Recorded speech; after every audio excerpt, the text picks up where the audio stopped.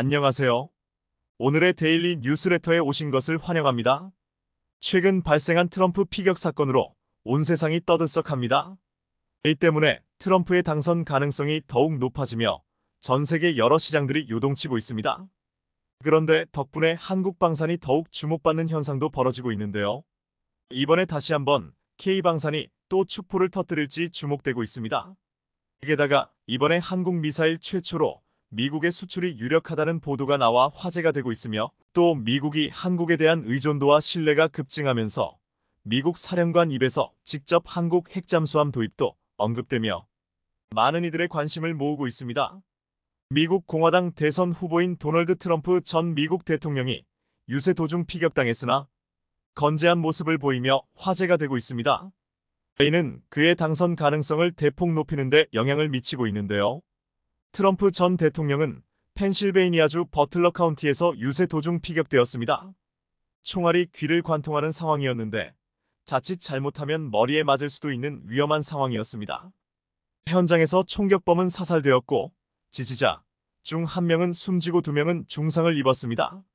이 사건은 엄청난 파장을 불러일으켰고 현장 사진도 크게 주목받았습니다. 트럼프 전 대통령이 총격 직후 피를 흘린 채 주먹을 불끈 쥐고 선 사진 한 장이 올해 미국 대선 판도를 뒤흔들 세기의 사진으로 남을 것이라는 전망도 나옵니다. 또 이날 미국 언론들이 쏟아낸 현장 사진 중에는 트럼프 전 대통령의 귀를 관통한 총알에 날아가는 궤적을 포착한 것으로 추정되는 사진도 있어 화제가 됐습니다. 그런데 트럼프는 응급 처치를 받은 뒤 퇴원했으며 SNS를 통해 미국인의 단결과 강력한 결의를 강조하면서 본인의 건재함을 과시했습니다.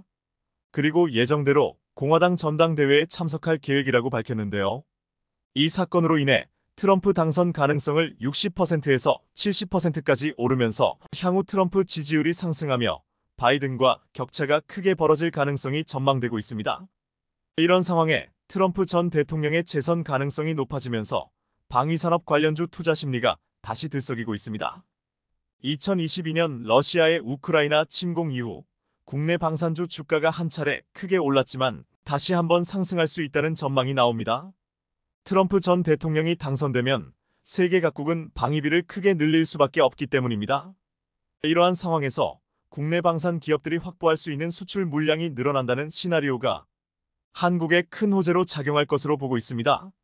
한국거래소에 따르면 한화에어로스페이스는 지난 2년간 411% 상승했고 현대로템은 92%, 하나시스템은 25% 올랐습니다.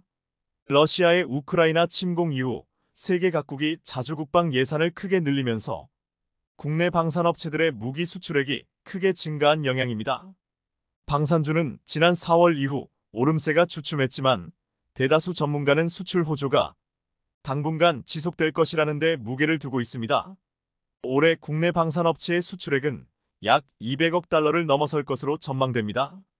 이는 전년 대비 48% 증가한 수치입니다. 전문가들은 세계 각국의 갈등 수준이 높아짐에 따라 자주국방력 강화가 필수가 된 상황에서 K방산 신드롬은 쉽게 꺼지지 않을 것이라고 말합니다. 11월 치러질 미 대선이 다시 한번 방산주의 상승 동력이 될 것이라는 분석도 있습니다. 당선 가능성이 커진 트럼프 전 대통령은 재임 시절 NATO 동맹국의 방위비 증액을 압박한 바 있습니다. 트럼프가 당선되면 동맹국의 방위 예산을 늘리라고 강요할 것으로 예상되는데요. 우리나라도 방위비 관련해 인상을 요구받을 것으로 예상되고 있으나 전 세계적인 추세를 보면 국내 방위 산업과 한국 경제에 긍정적인 영향을 미칠 것으로 전망되고 있습니다. 또 최근 북한과 러시아가 포괄적 전략 동반자 관계 조약을 체결하고 군사경제 협력을 강화하기로 한 것도 국내 방산업체엔 호재가 될 수 있습니다. 위협을 느낀 NATO가 한국과 일본, 호주, 뉴질랜드 등의 적극적인 군사 협력을 요청하고 있기 때문입니다. 특히 LIGNX1과 한화에어로스페이스를 주목해볼 필요가 있습니다. 현재 LIGNX1은 여러 건의 대형 수출을 앞두고 있습니다. 루마니아와 이라크의 중거리 지대공 유도무기 체계 E-1002를 수출하기 위해 논의 중입니다. 중장기적으로 사우디아라비아에도 1002 등 방공 무기 체계를 수출할 가능성이 높습니다. 한화에어로스페이스는 최근 루마니아와 K9 자주포 등 9억 2천만 달러어치 무기 수출 계약을 체결했습니다. 또한 한국방위사업청과 전투기 KF-21에 장착되는 엔진 공급 계약, 폴란드와 다연장포 천무를 수출하는 계약도 체결했습니다. 9월 진행되는 인적 분할도 주가에 긍정적인 영향을 미치고 있습니다. 한화에어로스페이스는 신설 지주회사와 존속 사업회사로 분할되어 방산사업에 집중할 계획입니다. 이는 방산사업 집중도가 높아지면서 유럽 방산기업 주가 수준을 따라갈 가능성을 높입니다. 이와 같이 여러 방산주들의 주가도 급등하며 주목받고 있는 가운데 특히 LIGNX1은 호재가 겹쳐서 더욱 주목되고 있습니다. LIGNX1이 미국에서 유도로켓 시험 발사를 성공적으로 마무리하며 국산 유도무기 첫 미국 수출을 향한 교두보를 마련했습니다.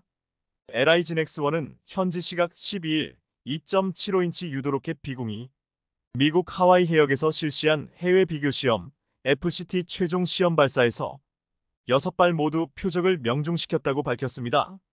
FCT는 미국 국방부가 전 세계 동맹국 방산기업이 가진 기술을 평가해 미국이 추진하는 개발 획득 사업으로 연계하기 위한 프로그램입니다. 림팩 RIMPAC 기간 이뤄진 이번 실사는 한미 해군이 수립한 무인화 기반 미래 작전 개념의 실사 시나리오에 기반해 진행됐습니다. 한국과 미국을 동들어 무인 표적 공중 무인기 탐지 위성통신 무인 수상정 탑재 유도로켓 발사 등 모든 과정에 무인화 개념을 적용한 것은 이번이 처음입니다. 2016년 국내 해병대에 전력화된 비공은 북한의 공기부양정 등을 타격하기 위해 차량에 탑재해 발사하는 무기체계로 개발되었습니다. LIGNX1은 수출을 위해 소형 무인 수상정에 탑재 가능한 2.75인치 유도로켓용 발사대를 자체 개발했습니다. LIGNX1은 이번 시험에서 쌓은 노하우를 활용해 앞으로 국내 무인 수상정의 임무작전 수행 간 민첩성을 높일 수 있도록 표준화 모듈화 개발에도 나설 계획입니다. 특히 비공은 2019년 미국 FCT 프로그램 대상 무기체계로 지정된 뒤 이번 최종 시험까지 100% 명중률을 기록했습니다. 2019년 최초 진행된 FCT 1차 시험은 유도탄 성능 검증 위주로 진행됐고 2020년부터는 미군의 요구에 맞춘 소형 함정용 발사체계 개발에 착수했습니다. 이후 진행된 FCT 2차 사업은 총 4단계로 나눠 한국과 미국 키웨스트, 샌디에고, 하와이에서 각각 이뤄졌습니다. 이번 마지막 FCT 사격 시험은 실제 림팩 훈련에서 진행하며 크게 화제가 됐습니다. LIGNX1은 이번 FCT 프로그램 진행 과정에서 세계 최강 미국 해군의 요구사항을 충족시켰다고 평가했습니다. LIGNX1은 이번 시험 발사의 성공적 마무리를 바탕으로 미국과의 수출 계약 체결에 주력하고 글로벌 시장 확대에도 적극 나설 방침입니다. 작년 10월부터 미 해군과 소요 제기 활동을 착수했고 미 해군이 검토 중인 무인화 운용 개념에 맞춰 사업화를 진행 중입니다. 실제 계약까지는 미 해군 소요 제기, 예산 확보, 계약 검증 등의 단계가 남아 있습니다. 신익현 LIGNX1 대표이사는 방위산업 불모지였던 나라에서 약 반세기 만에 미국에 유도무기를 수출할 수 있는 기반을 마련했다며 자주 국방 실현과 K방산의 성장을 향한 우리 정부와 군, 기관, 업계의 노력과 염원이 모아진 결과라고 말했습니다. 리사 프란체티 미국 해군 참모총장은 국산 유도로켓 비공이 미 해군 작전 발전에 기여할 것이라고 밝혔습니다. 또한 한국 조선업에 대해 높이 평가하며 미 함정 유지 보수 정비 MRO 사업에 우리 방산업체가 진출할 가능성이 있을 것으로 내다봤습니다. 프란체티 총장은 미 해군은 지난해 10월 무인 수상정에 한국산 유도무기를 탑재 6개의 미사일 발사에 목표물을 성공적으로 타격했다며 당시 침몰시키는 시연을 통해 미 해군 최초의 완전한 무인체계 킬체인을 달성했다고 말했습니다. 미 해상체계 사령부는 미 하와이 인근 해상에서 비공 FCT를 진행했습니다. 리사 프란체티 미국 해군 참모총장이 하와이 인근 해역에서 비공 FCT를 진행 중인 한국 상륙함 천자봉함을 방문해 한미가 공동으로 차세대 무기체계를 준비하고 훈련한다는 것은 양국의 매우 중요한 의미라고 말하면서 더욱 주목됐는데요. 프란체티 총장은 올해 림팩에서의 비공 시험 발사는 무인 시스템을 해군 작전에 통합하는 또 다른 발전을 의미한다고 강조했습니다.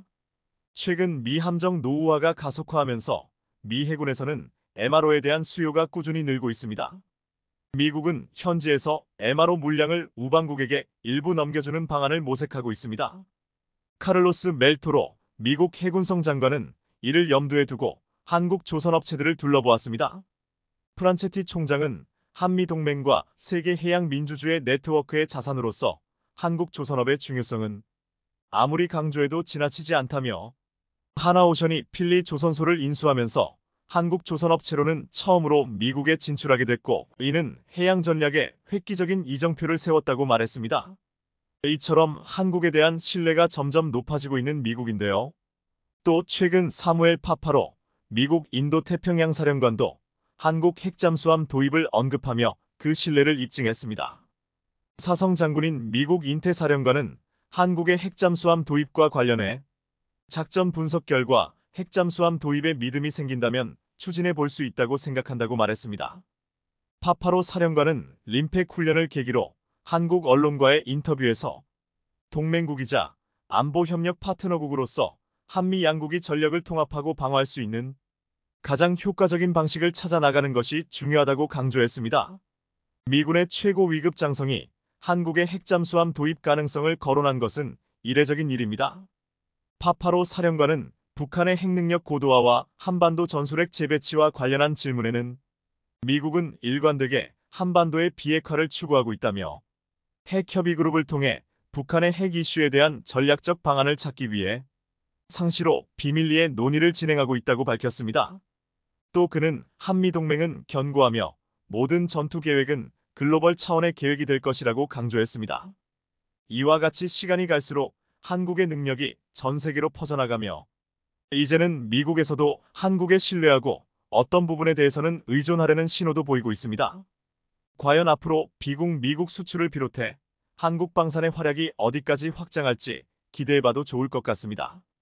세계적인 베스트셀러인 K9 자주포가 폭발적인 인기를 얻으며 독보적인 지위를 이어가고 있습니다. 특히나 얼마 전 유럽에서 K9 개량형 모델의 실사격 및 실전 기동 현장이 공개되며 전 세계 방산업계를 다시 깜짝 놀라게 만들었는데요. 더구나 최근 유럽에서 K9 자주포를 더 많은 곳에서 원하고 있어 이제 유럽 시장을 완전히 장악했다는 이야기가 나오는 등 북미 진출만 남았다는 평가가 나옵니다. 반면에 앞서 K9를 배신한 영국이 독일에 크게 뒤통수를 맞으며 자신들의 선택을 땅을 치고 후회하고 있다는데 한국산 무기 체계에 흠뻑 빠진 루마니아가 조만간 K9 자주포 도입 계약을 끝마칠 것으로 보이면서 방산업계에 따르면 루마니아의 자주포 도입 사업에서 K9은 독일과 티르키예를 제치고 수주 가능성이 높은 상황으로 최종 결과 발표만 기다리고 있는 상태입니다. 실제로 지금까지 루마니아 자주포 도입 사업 입찰 경쟁에서 한국만 유일하게 이름이 올라와 있는 상태로 이에 따라 사실상 하나에어로스페이스가 낙점될 가능성이 큽니다. 다시 말해서 루마니아 측에서 자주포 도입 사업을 백지화하지 않는 이상 K9 자주포 도입이 확실시된 상황인 겁니다. 현재 루마니아는 K9 54대를 비롯해 탄약 1만 8천여 발을 하나에어로스페이스로부터 들여올 예정으로 총 규모는 우리 돈으로 약 1조 2,500억 원으로 추산됩니다. 이렇듯 루마니아가 한치의 망설임 없이 K9 도입을 결정한 건 최근 폴란드에서 있었던 나토 최대 규모의 합동 군사훈련에서 드러난 K9의 놀라운 성능 때문인 것으로 보입니다. 당시 진행된 군사훈련에서 K9은 100%에 가까운 정확도를 보여주며 현장에 있던 유럽 각국의 군 관계자들의 마음을 완전히 사로잡았습니다. 나토 회원국으로 참여한 루마니아 역시 K9의 엄청난 사격 능력에 대해 보고도 믿을 수 없는 광경이라며 놀라움을 표현했었습니다. 실제로 루마니아는 K9의 실전 성능을 실제로 목격하자마자 도입 결단을 빠르게 결정한 것으로 전해집니다. 여기에 더해 발트 3국에 속하는 에스토니아도 K9를 도입해 적극적으로 운용하고 있는 대표적인 국가로 꼽히는데요. 사실 에스토니아는 국방비의 한계로 K9 도입 물량이 많지 않지만 K9에 가장 많은 애정을 쏟아부으며 누구보다 더 활발히 운용하고 있는 곳입니다. 실제로 에스토니아는 K9 도입국 가운데 개량에 가장 열정적인 모습을 보이며 남다른 애정을 보여주고 있습니다. 대한민국의 K9과 가장 크게 다른 점은 무한 궤도의 측면에 스커트형 장갑을 추가한 것으로 진격해오는 러시아를 막기 위한 시간을 벌기 위해 개량을 진행한 것으로 보입니다. 이에 따라 에스토니아에서 운용 중인 K9의 무게가 1톤이나 늘었을 만큼 중장갑을 추가하는 데 집중했다고 합니다. 국내 밀덕들은 에스토니아에서 운용 중인 K9의 색다른 형태에 놀라움을 드러내고는 에스토니아를 인정하는 분위기였는데요. 사실 이렇게 에스토니아가 K9 개량에 집중하고 있는 건 그만큼 K9에 대한 애정이 깊다고 볼 수 있습니다. 지형, 환경 등 자신들에게 가장 최적화된 무기 체계가 K9임을 인정한 것으로 K9 성능에 대한 자신감을 근거로 현지 상황에 맞게 성능 개량을 진행할 수 있었던 겁니다. 또한 최근 이를 방증하듯 얼마 전에는 한국을 넘어서는 사정거리를 실사격 훈련에서 보여줘 우리 군 관계자들을 감탄하게 만들었습니다.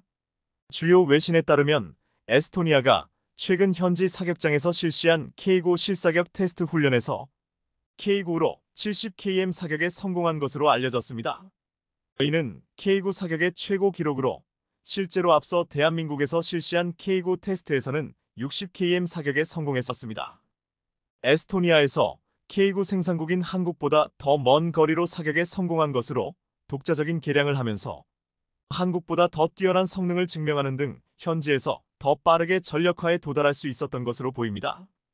여기에 더해 최근 인도에서 K9 바지라 자주포 백문 추가 도입이 임박한 것으로 알려지며 국내 방산 업계가 들썩이고 있는데요. 반면에 중국에서는 어떻게든 인도에 K9 바지라 자주포가 수출되지 않도록 하기 위해 안간힘을 쓰며 막으려 하고 있는 중입니다. 사실 중국은 인도와 군사적으로 대치 중인 상황으로 무기 도입에 예민할 수밖에 없습니다. 더구나 인도가 추가로 도입하려는 무기 체계가 다름 아닌 실전에서 성능이 입증된 K9 바지라라는 사실이 알려지면서 중국에서 크게 긴장하고 있는 분위기인 겁니다. 상황이 이러자 중국은 외교적으로 접촉하며 한국에게 수출 압박을 간접으로 가하고 있는 중으로, 하지만 중국에서 이렇게 나온다고 K9 바지라 수출이 무산될 가능성은 전혀 없는 상황이라 중국만 애가 타고 있습니다. 반면에 영국은 K9를 도입하지 않은 걸 엄청나게 후회하고 있는 중이라고 합니다. 앞서 K9 대신에 들인 독일 신형 자주포 가격이 최근에 말도 안 되게 폭등하면서 자신들의 선택을 자책하고 있다는데요. 방산업계에 따르면 영국은 최근 차기 자주포 사업에서 아예 입찰하지도 않고 한국 대신 독일과 자주포 수의 계약을 맺기로 하는 등 K9보다 비싼 독일의 RCH-155를 택했습니다. 이로써 하나에어로스페이스는 로키드 마틴, 레오나르도 등과 컨소시엄을 맺고 K9 수출을 계획하고 있었지만 현지 사격 평가 등 경쟁 절차도 거쳐보지 못했습니다. 당시 입찰 경쟁에서 K9 자주포가 품질과 가격, 제반 능력에서 우위라는 평가를 받았지만 방산업계에서는 정치적 역학관계에 따라 고배를 마신 것으로 분석했습니다. 작년에 노르웨이가 차기 전차 사업에서 K 흑표 전차 대신 독일의 레오파르트 EH1 전차를 구매했던 것과 같은 맥락이라는 겁니다. 그런데 실제로 이번에 영국과 독일은 정상회담 후 자주포 계약을 체결했는데요. 주요 외신에 따르면 정상회담을 통해 양국은 독일 기업들이 영국에 그린 수소 수출 등 재생에너지 생명과학 등 하나로 약 14조 원을 투자하기로 한 것으로 알려졌습니다. 그것도 그럴 것이 K9과 독일의 RCH-155의 가격과 성능 등을 하나씩 따져보면 정치적인 이유가 있었다고 판단할 수 있는 상황입니다. 대당 가격은 하나 기준 K9이 4,050억 원인 반면 RCH-155는 170여억 원 수준으로 대당 생산 시간 등 제반 능력도 하나가 훨씬 더 우월하다는 평가가 지배적입니다. 이에 군사 전문가들은 품질과 가격에서 K9AE가 RCH-155에 밀린 것이 아니라 영국이 독일과의 정치적 관계를 의식한 결과라는 분석을 내놓고 있는 상황입니다. 더구나 최근 유럽을 중심으로 자국이나 유럽 무기를 사용하자는 목소리가 나와 한국 방위 산업을 견제하려는 분위기가 조성된 것도 한몫한 것 같은데요. 앞서 프랑스 마크롱 대통령도 프랑스 파리 소르본대에서 EU 의회 관계자를 대상으로 한 연설에서 유럽산 무기를 사자고 목소리를 높이는 등 한국 방산을 경계하는 모습이 있었습니다. 그런데 최근 영국이 K9를 두고 독일 RCH-155를 선택한 것에 대해 땅을 치고 후회하고 있다고 합니다. 얼마 전 영국이 독일과 RCH-155 납기 문제를 두고 협상을 진행했는데 독일이 말도 안 되는 가격을 제시하면서 뒤통수를 제대로 맞은 겁니다. 폴란드 매체에 따르면 영국 정부가 RCH-155백문 도입을 위해 편성한 예산이 5조 2천억 원으로 대당 500억 원을 추구하는 것으로 알려졌습니다. 이는 K9의 5배를 넘는 가격으로 문제는 도입 단가가 지금보다 더 상승할 것이라는 점입니다. 차륜형 자주포임에도 불구하고 이런 높은 가격으로 인해 영국은 독일에게 자주포 50대가량만 주문할 것으로 보입니다. 그런데 여기에 더해 기술 이전 등 다른 추가 금액을 더한다면 영국은 RCH-155를 대당 100억 원 이상 들여 도입할 것으로 예상되는데요. 상황이 이러자 영국 내에서는 향후 수십 년 동안 군사안보를 책임질 자주포를 정치적인 문제로, 그것도 눈뜨고 코 베이는 수준의 가격으로 도입한다는 사실에 엄청나게 분노하고 있다고 합니다. 특히나 과거 이라크 전 등에 참전했던 영국군이 들고 일어나며 독일산 차륜형 장갑차는 전장에서 생존력이 극히 낮다고 토로하는 등 분위기가 심상치 않습니다. 여기에 더해 최근 영국에서 독일 자주포 영상과 K9 비교 영상이 회자되며 여론이 좋지 않은 상황입니다. 그것도 그럴 것이 대다수의 군사 전문가들이 RCH-155 실전 성능에 대해 부정적인 가운데 최근 공개된 영상에서 RCH-155가 사격할 때마다 반동이 두드러지며 뻥 스펙이 탄로났다는 이야기가 나오고 있습니다. K9를 눈앞에서 놓친 영국이 결국 엄청난 실수를 저지르고 만 것으로 보이는데요. 반면에 대한민국의 K9은 전혀 아쉬운 기색 없이 여전히 승승장구 중입니다. 다름 아닌 이제 K9 자주포가 북미 방산 시장까지 진출을 앞두고 있는 등 최근 군비 확장을 발표한 캐나다에서 수주가 거의 확실시되고 있는 상황인데요. 방산업계에 따르면 지난 2일 한화에어로스페이스는 노르웨이의 글로벌 방산기업 콩스버그와 손잡고 캐나다의 K9 패키지 수출을 추진하기로 하고 MOU를 체결했습니다. 세계 자주포 시장 점유율 1위 K9에 세계 점유율 1위인 콩스버그의 원격 사격 통제 체계 RCWS를 탑재해 캐나다 시장에 도전한다는 계획입니다. 캐나다 정부는 아직 자주포 사업 입찰을 공고하지 않았지만 지난 4월 군 현대화와 그에 따른 군비 증강 계획을 담은 새 국방 정책을 발표한 만큼 군비 확장이 예정돼 있습니다. 캐나다가 NATO 회원국인 만큼 한화는 미국이나 나토 국가가 다수 도입한 콩스버그의 RCWS를 채택해 캐나다 사업의 쐐기를 받겠다는 의지인데요. 이런 가운데 지난달 싱가포르에서 열린 제21차 아시아 안보회의에서 우리 국방부와 캐나다 국방부가 만나 방산 협력 방안을 구체화하면서 K9의 수출이 가시화되고 있는 상황입니다. 특히나 한화는 얼마 전 열린 캐나다 최대 방산 전시회 CANSEC에서 잠수함 및 무인함정 기술, 각종 육상 무기를 비롯해 K9를 선보이며 현지에서 엄청나게 뜨거운 반응을 얻었는데요. 당시 K9가 K10 탄약 운반차 등으로 구성된 자주포 패키지를 내세웠는데 해당 부스가 인산인해를 이룰 정도로 벌써부터 분위기가 남달랐다는 후문입니다. 세계적인 베스트셀러인 K9 자주포의 수요가 폭발적으로 증가하고 있는데요. 유럽에 이어 북미에서의 K9의 돌풍을 기대해 보겠습니다. 인도네시아 조나자카르타가 지난 9일 한국 언론과 인터뷰한 석종건 방위사업청장의 말을 보도했습니다. 석종건 청장은 현재 인도네시아에 제공되고 있는 기술은 아직 기초 수준이며 실제 기술은 2026년 개발이 완료되면 이전한 것이라고 하면서도 중대한 기술 유출이 확인되면 공동개발 협력 여부를 재검토하겠다라고 말했다고 했습니다. 인도네시아는 당초 1조 6천억 원의 분담금 중에서 6천억 원만 납부하기로 했는데 KF-21개발이 완료되는 2026년 6월에 분납금 전액을 지급하겠다고 했습니다. 이에 한국도 당초와 달리 적게 분담금을 내는 만큼 축소된 기술을 전달할 것이며 만약에 중대한 기술 유출이 확인되면 인도네시아를 배제하고 가겠다는 것입니다. 당초 인도네시아는 분담금을 파묘 등 현물로 납부하겠다고 밝히거나 말도 안 되게 납부 기한을 연장해달라고 요청했습니다. 이것은 제대로 분담금을 내지 않으면서 한국의 기술을 모두 받으려는 속셈이었습니다. 국내 네티즌들은 이런 인도네시아의 태도에 분노했는데 방사청은 그동안 외교관계를 생각해서 쉽게 내칠 수 없다고 말해왔습니다. 그런데 최근 반전 소식이 전해졌습니다.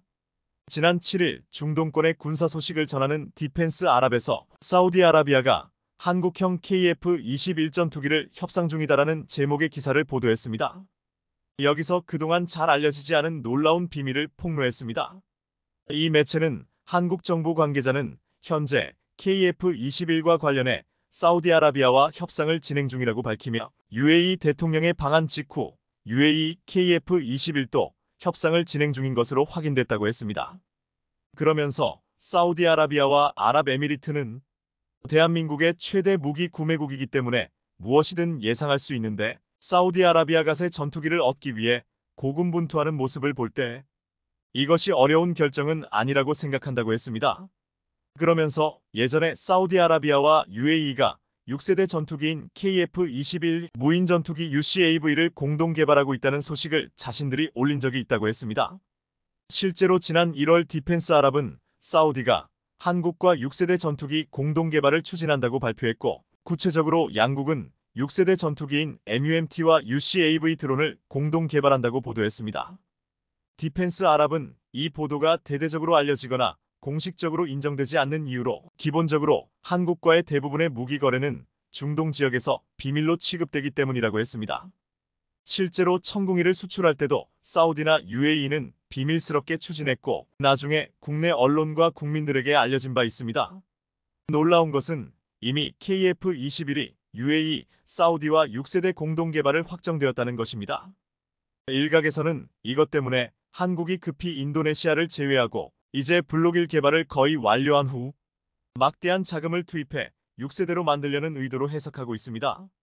지난해 방사청은 공식적으로 UAE가 한국과 KF-21 공동 개발을 한다는 보도를 부인했지만 디펜스 아랍은 이것이 당시에 성사되었고 지금 비밀리에 추진되고 있다고 말한 것입니다.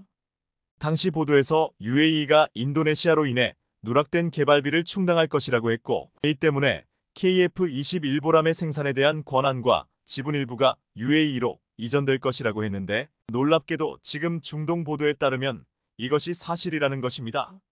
거대한 중동 자본을 입은 한국은 무서운 속도로 무기를 개발하는 장기를 발휘하고 있는데 디펜스 아랍은 이러한 상황을 신나는 투로 이렇게 기술했습니다. 한국 정부도 KF-21 4세대 전투기 사업의 성공으로 개발 기간이 대폭 단축될 수 있다고 강조했다. KF-21에 탑재될 수많은 파괴적인 전략 미사일과 드론이 고속으로 개발되고 있다. KF-21이 강력한 센서와 컴퓨팅 능력을 갖고 있다는 점은 주목할 만하며 이를 통해 전자전용 KF-21의 뛰어난 버전이 탄생할 수 있다. 전투기에는 공대 공미사일 단거리, 장거리 스텔스 순항미사일 KALCM, 대레이더 미사일, 초음속 순항미사일 다목적, 극초음속 순항미사일 다목적, 공중에서 발사되는 탄도미사일, EMP 미사일 등이 있다. 이 미사일을 장착하면 KF-21은 거의 폭격기 역할을 하게 된다. 기본적으로 한국과의 대부분의 무기 거래는 특히 중동 지역에서 비밀로 취급된다. 오랫동안 아랍에미리트와 사우디아라비아의 중요 무기를 수출해왔지만 최근 일부가 드러났다.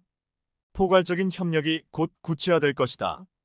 UAE는 지난해 9월 한국과 인도네시아 외에 이 프로젝트에 참여한 첫 번째 국가로 항공기를 통해 얻은 기술과 경험의 혜택을 받을 것으로 예상된다. 디펜스 아랍은 지난해 9월 UAE가 먼저 한국과의 6세대 프로그램 참여 결정을 먼저 했고 사우디가 올해 1월 뒤늦게 참여했다고 전했습니다. KF-21을 공동 개발한다는 소식에 UAE와 사우디 네티즌들은 폰 수준인데 6세대 양산 시작하며 KF-21 계약하는 게 정상이겠죠. 튀르키예는 아직 아기다. 한국은 튀르키예보다 100만 배 낫습니다. UAE는 기회를 잡는 전문가이고 이 프로그램을 포기하는 인도네시아는 어리석다라고 말했습니다. 지금 UAE와 사우디가 6세대 공동 개발에 참여한다는 것은 인니가 안 낸 비용을 확보하고 막대한 개발 비용을 받는 동시에 UAE와 사우디에게 수출이 확보되어 규모의 경제가 실현되는 것이라고 했습니다. 이제 인도네시아에게 조금이라도 의존할 필요가 없어지는 것입니다. 이제 이러한 소식을 들은 전 세계 경쟁 국가들은 한국의 KF-21을 주목하고 있습니다. 또한 왜 처음부터 다른 국가들이 6세대 전투기 개발할 때 한국은 왜 4.5세대를 개발하냐고 조롱하는 목소리들을 부끄럽게 하고 있습니다. 지난 6월 4일 일본 야후재팬의 스텔스기가 비싸다고? 한국산은 어때? 한국의 오리지널 전투기가 폭발적으로 팔릴 것 같은 이유, 어중간함은 의도한 걸까? 라는 제목의 기사가 올라왔습니다. 그동안 일본 내에서는 KF-21에 대해서 평가절하하는 주장이 많았지만 이 글을 쓴 일본 군사 전문가관 겐타로는 KF-21을 잠재 능력이 높은 한국 최초의 스텔스기라고 말하면서 가까운 장래 각국의 차기 전투기 시장에 적극적으로 진입해 널리 주목받을 수 있다고 평가했습니다. 또한 한국은 F-35를 구입할 수 없는 나라들에게 팔려는 목표를 가지고 있다고 말했습니다. 결국 이러한 이유 때문에 KF-21이 폭발적으로 팔릴 수 있다는 것입니다. 이 보도는 일본 내에서 큰 관심을 받았는데 억지로 깎아내리는 일본 우위들의 의견도 있었지만 KF-21에 대해서 놀랍다고 평가하는 의견도 많았습니다. 일본 네티즌들은 이렇게 반응했습니다. 한국이 이 정도까지 전투기 개발 판매에 임하고 있는지는 몰랐다. 세계적 불안정 요소가 높아지는 가운데 정치적, 경제적 사정이 있는 신흥국 속에 다소 수요가 있는 것 같다. 본격적인 무기 수출국이 될 수 있을지 앞으로 진가가 가려진다. 전투기는 하늘을 날아가는 무기이며 가지고 있지 많은 나라에겐 갖고 싶은 물건이지만 구입하기에 미국제는 비싸고 정치적으로도 문턱이 높다. 여기에 울타리 없이 매력적인 가격의 한국제 전투기를 판다면 수요는 상당하다고 본다. 가지고 있지 않은 나라에겐 가지고 있는 것만으로 우위가 된다. 일본인은 한국제라고 하면 물음표를 붙이는 경우가 많지만 이 전투기 과소평가해서는 안 된다고 생각한다. 전투기의 성능도 중요하겠지만 스마트폰 전자기 기류나 그 외의 분야에서 한국은 마케팅이 능숙하다. 그 점은 일본도 배워야 할 것이다. 게다가 중규모 국가는 2세대나 3세대 기체를 업데이트하거나 수명을 연장하여 사용하고 있는 곳이 많고 현재 사용하고 있는 기체보다 조금이라도 성능이 높아지면 한국의 전투기가 시야에 들어갈 것이다. 한국의 이 분야에 대한 도전은 굉장히 재미있다. 최고의 전투기보다 실용의 전투기를 필요로 하고 있는 국가가 많다고 생각한다. 백색 가정과 같이 최소한 필요한 스펙을 가지는 전투기에 대한 수요는 많을 것이다. 어느 국가도 미국이나 중국이 싸우는 상대가 아니기 때문에 일본처럼 최고의 전투기가 필요하지 않다. 일본은 자체적으로 전투기 개발에 실패하고 지금 유럽과 6세대 전투기 공동 개발을 꾀하고 있는 가운데 한국산 전투기 KF-21 개발의 놀라운 속도에 놀라고 있습니다. 더욱이 사우디 UAE와 한국이 만든다는 6세대 전투기는 경쟁 국가들을 압도할 것이라고 했습니다. 자금력과 기술과 속도 모든 것이 갖추어졌습니다. 향후 3년간 총 3만 대의 한국산 픽업 트럭을 구입하겠다. 우크라이나 국방부. 지난 3월 우크라이나 국방부 조달청은 향후 3년간 총 3만 대의 사륜 픽업 트럭을 구매하는 정부 조달 계획에 쌍용, 현 KG 모빌리티의 무쏘 그랜드를 선정했습니다. 무쏘 그랜드는 렉스턴 스포츠칸의 해외 수출명으로 한때 국내에서 명품 SUV라고 불려왔던 모델명입니다. 최근에 국내에서는 판매량이 크게 급감하며 잘 보이지 않지만 이번 계약을 통해 우크라이나가사 5년치 물량을 싹쓸이 해갈 것이라고 했습니다. 현지 조달청 관계자는 지난해 한국 정부가 긴급 지원한 무쏘 그랜드가 전쟁 피해 복구 현장 등에 투입되면서 범용성과 성능에서 높은 평가를 받았다며 선정 이유를 밝혔습니다. 그런데 이렇게 한국 SUV를 우크라이나가 대거 싹쓸이하는 이유가 한국의 중고 SUV를 써보고 그 엄청난 위력을 실감했기 때문이라고 했습니다. 우크라이나 자선재단 러시 파운데이션은 전쟁 이후 HEROCAR 프로젝트를 통해 국방부와 전쟁 피해 복구 현장에 KG 모빌리티의 픽업 트럭인 액티언 스포츠를 수백 대 기증했습니다. 액티언은 2010년에 국내에서는 단종되었지만 오랫동안 수출용으로 생산해왔고 쌍용의 코란도와 무쏘를 잇는 모델로 힘이 좋은 것으로 유명합니다. 국내에서 출시되었을 때 디자인이 반응이 좋지 않아 외면당했지만 힘이 좋고 차대 강성도 좋아 비틀림도 적으며 사료 구동은 비포장 도로 나눔길에서도 탁월한 안정감을 준다고 했습니다. 가속력도 좋아 크게 힘들이지 않고도 시속 160km에 이른다고도 했습니다. 지난 2017년 해외 유튜브 채널에서 힘이 좋다는 액티언 스포츠와 도요타 하이럭스 중에 누가 가장 힘이 센가를 실험하는 영상이 올라왔습니다. 도요타 하이럭스는 1968년부터 도요타가 생산한 역사 깊은 픽업 트럭으로 가장 많은 나라에서 가장 많이 팔린 차로 저렴하면서도 힘이 좋은 걸로 유명했습니다. 하지만 액티언 스포츠와 힘을 겨루자 하이럭스는 질질 끌려가며 비교조차 되지 않았습니다. 지난 3월 우크라이나 히어로카 채널에서는 우크라이나에 전달된 픽업 트럭에 대해서 집중 보도했습니다. 여기서 미국산 픽업 트럭을 사용하다가 왜 한국산 픽업 트럭을 사용하게 됐는지를 자세히 설명해주며 전장에서 한국산 중고 액티언 스포츠의 놀라운 활약에 대해서도 말했습니다. 실제 우크라이나 방송에 나온 내용을 보시겠습니다.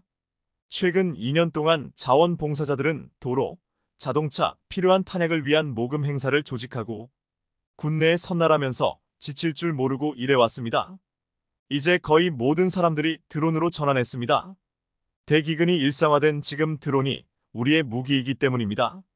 하지만 군대에도 자동차가 정말 필요하고 그 필요성은 줄어들지 않고 있습니다.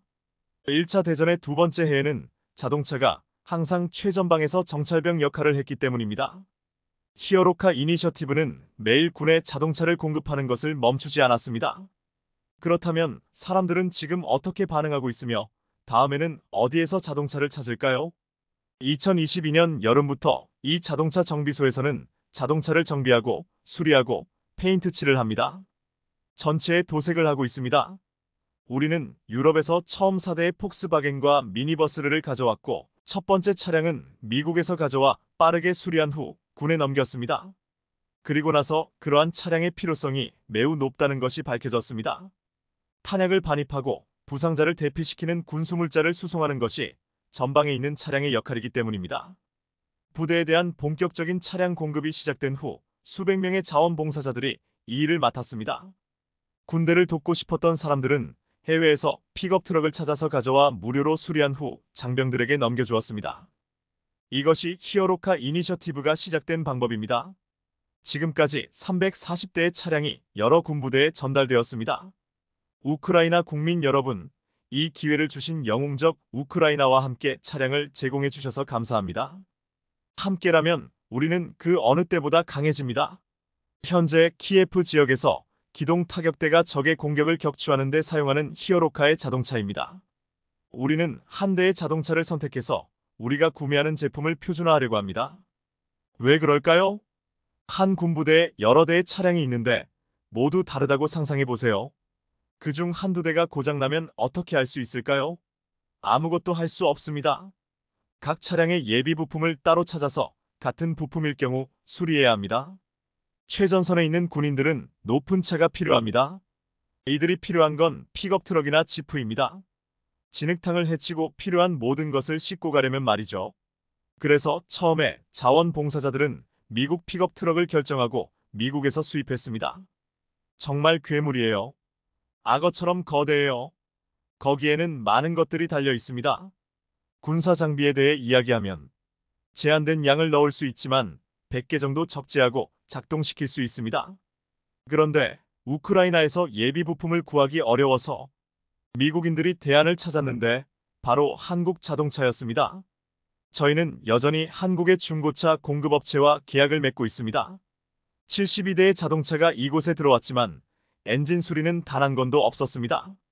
저예산 차량은 한정되어 있습니다. 유럽 시장에서는 그 정도 돈이면 괜찮은 픽업 트럭을 찾을 수 없다고 자원봉사자들은 말합니다. 그래서 그들은 한국에서 직접 차를 구입합니다. 그리고 물류를 포함하더라도 이웃 폴란드보다 수익성이 더 높습니다. 자동차 배송비도 더 저렴하긴 하지만요. 요즘 문제는 특히 국경 봉쇄로 인한 것이며 군대에게는 귀중한 시간입니다. 그래서 유럽에서 온 자동차가 위험하다면서 폴란드 농부들이 국경을 폐쇄했습니다. 루마니아 농부들이 국경을 폐쇄했기 때문입니다. 그래서 두 가지 문제가 있습니다. 폴란드 농부들이 국경을 막았고 후티 반군이 홍해에서 배를 향해 총을 쏘고 있습니다. 최전선에서 자동차는 소모품입니다. 아르템이 그중 한 대가 어떻게 포격을 받았는지 보여줍니다. 팀이 공격을 받았고 차량은 드론 공격을 받았는데 다행히 아무도 죽지 않고 부상만 입었습니다. 최근 이 차량은 수리를 마치고 다시 전투 임무를 위해 도로에 투입될 예정입니다. 한편 자원봉사자들은 계속 연락을 취하고 있습니다. 새 차량은 책임 있는 기업의 비용으로 구입합니다. 우크라이나 사람들도 기여합니다. 올해 계획은 야심차입니다. 우크라이나 사람들도 기여합니다. 올해 계획은 야심차입니다. 중고차 외에도 전선을 위해 신차를 구매할 생각이며 한국 파트너 회사로부터 호의적인 제안이 있습니다. 그들에게 필요한 것은 재정적 자원과 우크라이나 사람들의 지원뿐입니다.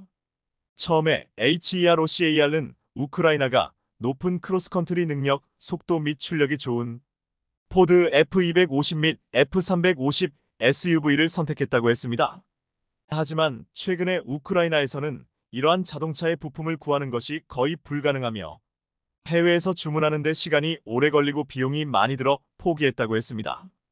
따라서 프로젝트 전문가들은 기능적이고 내구성이 뛰어나며 수리 비용이 훨씬 더 저렴한 한국형 디젤 픽업 쌍용 액티언 스포츠라는 훌륭한 대안을 찾아냈다고 했습니다. 한국산 픽업 트럭 액티언 스포츠는 부품 수급이나 정비 외에도 군사적인 목적으로도 미국산 픽업 트럭보다 월등한 점이 있다고 했습니다. 미국 포드 F25만 350는 325마력의 최대 2000kg의 운반 능력을 갖추었지만 액티언 스포츠의 모델은 출력이 절반이고 700kg만 운반할 수 있다고 했습니다. 액티언 스포츠는 포드의 픽업 트럭보다 힘도 약하고 운반 능력도 부족하지만 가볍기 때문에 날렵해 이동성에서는 압도적이라고 했습니다. 우크라이나 현지에서 군용으로 쓰려면 이동성이 중요하다며 날렵한 픽업 트럭이 정찰기, 공격기, 특수부대 및 드론 사냥꾼에게 필요하다고 했습니다. 지금 전장에서는 수시로 미사일과 총알 및 드론까지 날아오고 있는 상황에서 이에 액티언 스포츠는 우크라이나 군대에서도 유용하게 사용되고 있다고 했습니다. 우크라이나 자선재단 러시 파운데이션은 액티언 스포츠 중고를 전달하면서 최근에는 다른 자선재단 3곳과 협합해 무쏘 그랜드 신차 200대를 국방부에 전달하기로 결정하며 결국 이번에 엄청난 계약을 이끌어냈다고 했습니다. 중고를 먼저 쓰게 해보고 신차를 판매하게 되는 놀라운 결과가 나온 것입니다. 여기에는 KG 모빌리티의 무모하면서도 용감한 전략이 성공했다고 했습니다.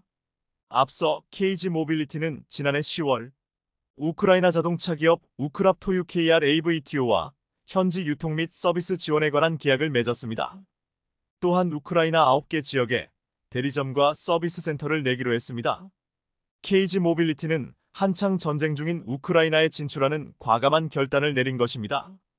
가장 먼저 우크라이나 땅을 밟는 KG 모빌리티 차량은 픽업 트럭인 무쏘와 무쏘 그랜드로 국내에서는 각각 렉스턴 스포츠, 렉스턴 스포츠칸으로 불리는 모델들입니다.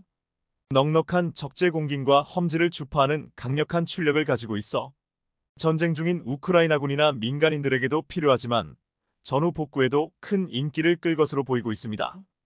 KG 모빌리티는 이렇게 우크라이나뿐만 아니라 UAE, 사우디, 베트남 등에서도 수출 및 조립 생산을 하며 틈새 시장 공략으로 살아남겠다는 계획을 이뤄나가고 있습니다.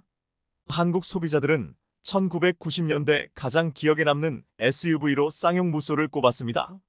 무쏘는 당시 엄청난 힘과 파격적인 디자인으로 큰 충격을 주었는데 국내 소비자들이 무쏘를 뽑은 이유로 강렬한 이름, 튼튼함의 대명사라고 했습니다. 이제 한국의 SUV 무쏘는 우크라이나에서도 강렬한 이름과 튼튼함의 대명사가 되어 시청해주셔서 감사합니다.